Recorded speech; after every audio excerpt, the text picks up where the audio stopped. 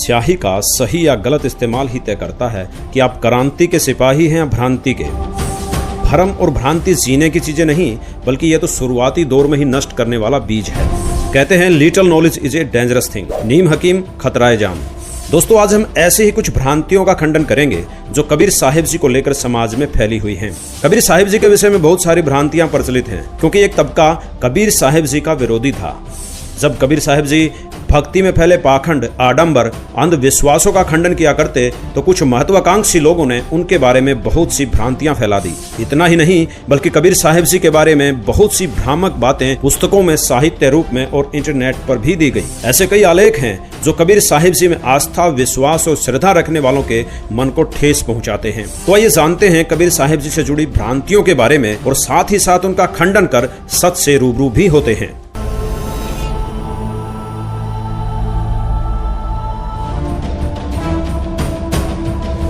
सबसे पहले हम बात करते हैं कबीर साहिब जी के जन्म को लेकर फैली भ्रांतियों के बारे में। ऐसा कहा जाता है कि कबीर साहिब जी का जन्म विधवा ब्राह्मणी से हुआ है। दोस्तों, 5 वर्ष की आयु से ही कबीर साहिब जी ने अपने तत्व ज्ञान से उस समय के सभी काजी, मुल्ला, पीर और संत महंतों के छक्के छुड़ाने शुरू कर दिए थे, जिससे नाराज होकर ब्राह्मणों और मुस्लिमों ने कबीर साहिब जी को बदनाम करने की ठान ली। जिसके बाद कबीर साहिब जी से ईर्ष्या करने वाले ब्राह्मणों ने तो मुस्लिमों को बदनाम करने के लिए कबीर साहिब जी को मुस्लिम विधवा की संतान कह दिया, और मुस्लिमों ने हिंदुओं को बदनाम करने के लिए विधवा ब्राह्मणी की संतान कह दिया। किंतु आज तक कोई भी उस विधवा ब्राह्मणी, उस विधवा स्त्री का नाम, उसके पति का नाम, सास ससुर, जेठ देवर, ननंद एवं माँ बाप, भाई बहन, दादा नाना इत्यादि में से किसी भी रिश्ते की जानकारी नहीं दे पाया। वास्तविकता तो यह है कि कबीर साहिब जी काशी के लहरतारा तालाब में एक कमल के फूल पर बालक रूप धारण करके सशरीर प्रकट हुए थे।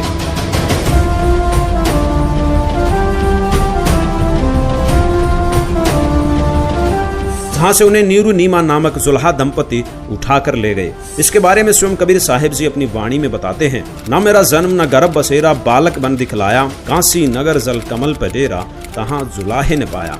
5 तत्व की देह न मेरी, ना कोई माता जाया, जीव उदाहरण तुमको तारण, सीधा जग में आया।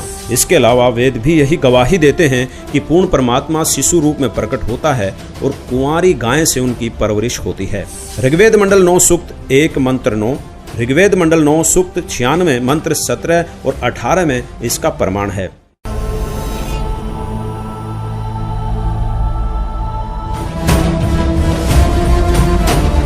कुछ लोग कबीर साहिब जी को हिंदू तो कुछ लोग उनको मुस्लिम बताते हैं। दरअसल कबीर साहिब जी जब हिंदू धर्म में फैले पाखंड व अंधविश्वास का खंडन किया करते, तब हिंदू धर्म के गुरु, संत, महंत उन्हें मुस्लिम कहकर उनका विरोध करते थे। और इसी प्रकार जब मुस्लिम धर्म में हो रही गलत क्रियाओं का खंडन कबीर साहिब जी करते, तो मुस्लिम धर्म के काजी, मुल्ला, पीर उन्हें काफिर व हिंदू धर्म का बताते और उनका विरोध किया करते थे। लेकिन इस बारे में कबीर साहिब जी ने अपनी वाणी के माध्यम से बताया है कि हिंदू मुस्लिम दो नहीं भाई, दो कहें सो दो जख जाई।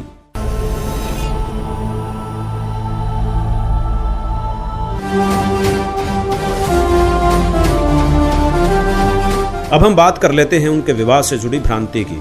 कुछ लोगों ने लोई नामक स्त्री से कबीर साहिब जी के विवाह की भ्रमना फैलाई, जबकि लोई तो कबीर साहिब जी ने औरत को कहा है। विवाह तो उन्होंने किया ही नहीं। इस बात को उन्होंने अपनी वाणी में भी स्पष्ट किया है। मात पिता मेरे कुछ ना ही, ना मेरे घर दासी, जुल्हे का सुत आन कहाया, जगत करे मेरी हांसी। यही प्रमाण वेद भी देते हैं। ऋग्वेद मंडल 9 सूक्त 93 मंत्र 2 में स्पष्ट किया गया है कि पूर्ण परमात्मा बालक रूप में आता है, वह किसी माता से उत्पन्न नहीं होता, और जब लीला करता हुआ जवान होता है तब विषय भोग के लिए स्त्री ग्रहण नहीं करता, सशरीर आता है तथा सशरीर कोई विकार नहीं करता। वह निर्दोष प्रभु अपनी लीला करके ज्यों का त्यों सशरीर जहाँ से आता है वहीं चला जाता है, और यही लीला परमेश्वर कबीर साहिब जी ने भी की है। दोस्तों, जगत में भी सिर्फ विवाह ही नहीं अपितु उनके बच्चों को लेकर भी कुछ भ्रांतियां हैं। कहा जाता है कि कबीर साहिब जी का एक पुत्र और एक पुत्री कमाली थी, लेकिन कबीर सागर के आधार पर वास्तविकता कुछ और ही है। दिल्ली के बादशाह सिकंदर लोधी के पीर शेख थकी के कहने पर कबीर साहिब जी ने एक मुर्दे को जीवित करने की चुनौती को स्वीकार किया था, और एक लड़के की लाश जो नदी में तैरती हुई जा रही थी उनको कबीर साहिब ने अपनी शक्ति से जीवित किया था। इस चमत्कार को देखकर वहां खड़ी भीड़ ने कहा कमाल कर दिया, कमाल कर दिया, तो लड़के का नाम कमाल रख दिया, जबकि कमाली शेख तकी की बेटी थी, जिसे कबीर साहिब जी ने कब्र से निकाल कर जिंदा किया था और उसे कमाली नाम दिया। जिसके बाद वो दोनों कबीर साहब जी के साथ रहे और उनकी मुंह बोली संतान कहलाए।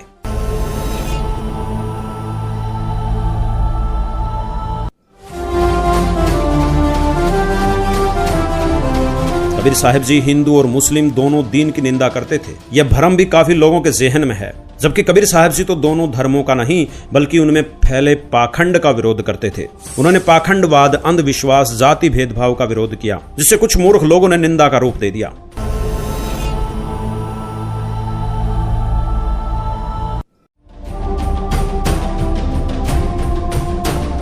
इसके साथ यह भी बोला जाता है कि कबीर साहब जी अशिक्षित थे, लेकिन दोस्तों फिर भी वो ज्ञानियों की श्रेणी में कबीर जी सर्वोपरि रहे हैं। दरअसल कबीर साहब जी ने शिक्षा भले ही ग्रहण नहीं की हो, फिर भी उनके विचार काफी प्रभावशाली थे। उन्होंने अपने अलौकिक ज्ञान के आधार पर 33 अरब वाणियों की रचना की, जो एक विद्वान भी नहीं कर सकता। कबीर साहब जी कहते हैं, 33 अरब ज्ञान हम भाख्या, मूल ज्ञान गुप्त ही राख्या।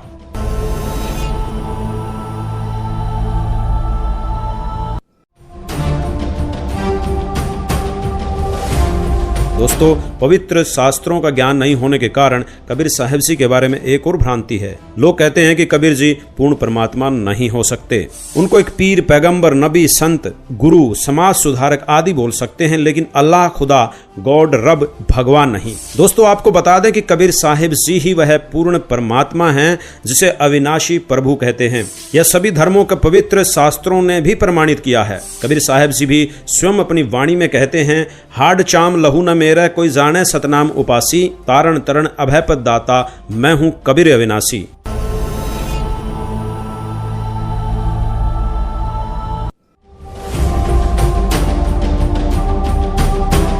कुछ लोगों का कहना है कि कबीर साहब जी के इष्ट देव श्री रामचंद्र जी थे, इसलिए वह हमेशा अपनी वाणियों में दोहों में राम के ही गुण गाते थे। इस भ्रांति को दूर करने के लिए कबीर साहब जी ने अपनी वाणियों में बताया है, कबीर एक राम दशरथ घर डोले, एक राम घट घट में बोले, एक राम का सकल पसारा, एक राम त्रिभुवन से न्यारा। राम राम सब जगत बखाने, आदि राम कोई बिरला जाने।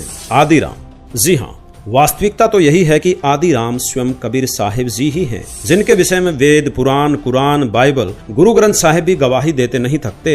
और अब वर्तमान में उन्हीं के अवतार संत रामपाल जी महाराज भी समाज से भ्रांतियों, कुरीतियों और पाखंडवाद को जड़ से खत्म करके सभी धर्मों को शास्त्रानुकूल साधना बताते हैं। दोस्तों एक स्वस्थ समाज के निर्माण के लिए भ्रांतियों का दूर होना अति आवश्यक है। ऐसा केवल संत रामपाल जी महाराज द्वारा दिए गए तत्व ज्ञान से ही संभव हो पाया है। संत रामपाल जी महाराज जी ही विश्व भर में एकमात्र ऐसे संत हैं जो बिना प्रमाण के एक भी बात नहीं करते। हर बात का उनके पास प्रमाण होता है। वे हमारे ही सदग्रंथों से प्रमाणित करके उनके साक्ष्य हम सबके सामने प्रस्तुत करते हैं, ताकि किसी के भी मन में कोई भ्रमना न रह जाए। आज उन्हीं के द्वारा सत्य ज्ञान का पैगाम जन जन तक पहुंच रहा है। अतः भक्त समाज से प्रार्थना है, कृपया संत रामपाल जी महाराज जी के सत्संग सुने और अपनी हर शंका का निवारण करके उनसे नाम दीक्षा लेकर अपना कल्याण करवाएं और विश्व में फैली भ्रांतियों पर ध्यान न देकर तत्व ज्ञान को स्वीकार करके अपना मनुष्य जन्म सफल बनाएं। धन्यवाद।